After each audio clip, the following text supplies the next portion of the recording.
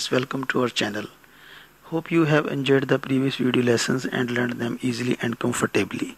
Today we are going to discuss a topic that is degrees of comparison.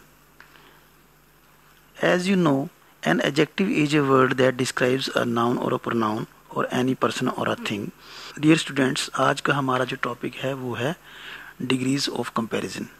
Degrees of comparison और degrees of adjectives जो है वो तीन प्रकार के हैं.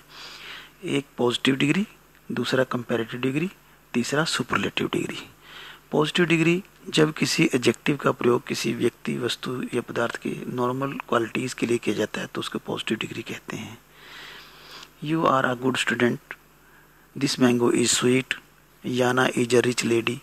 इन सेंटेंसेस में गुड, स्वीट, रिच ये सभी पॉजिटिव डिग्री के रूप हैं. Second is comparative degree.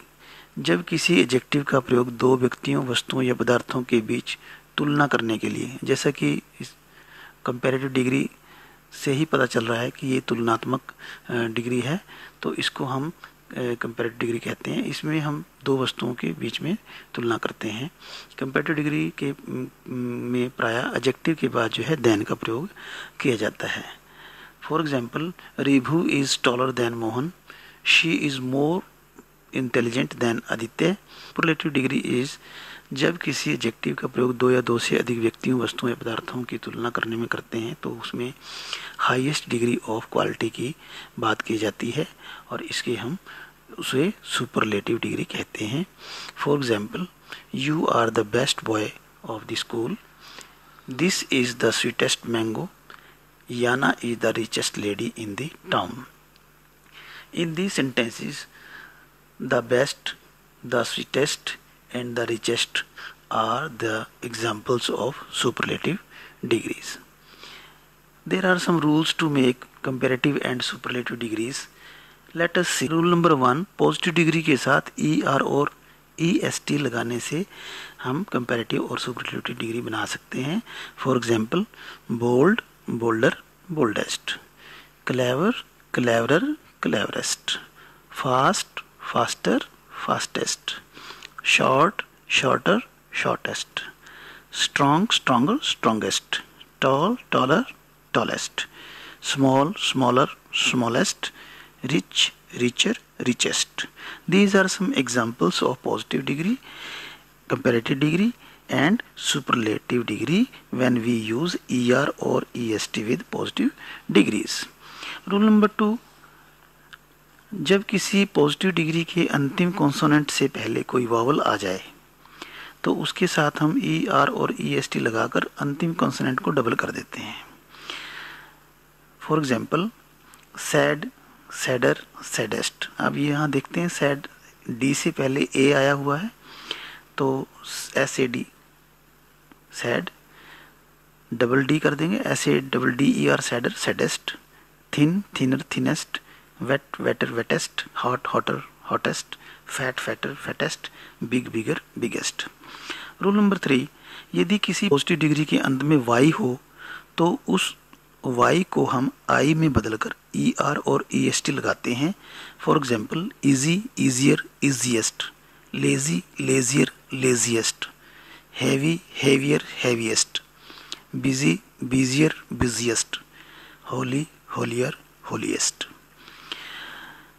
यहाँ एक बात ध्यान देने योग्य है कि y से पहले कोई वावल हो तो उसके साथ केवल ER और EST ही लगाना है.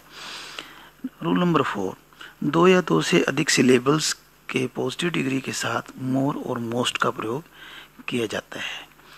दो या दो से अधिक सिलेबल का अर्थ यह है कि कुछ लंबे वर्ड्स हैं जिसमें दो मात्राएं आपको लगती हैं कि दो मात्राएं हैं या लंबे वर्ड्स हैं, इनके साथ हम हमेशा जो है मोर और मोस्ट का प्रयोग करते हैं.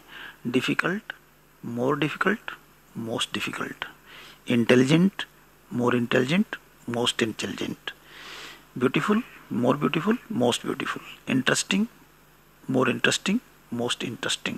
Useful, more useful, most useful.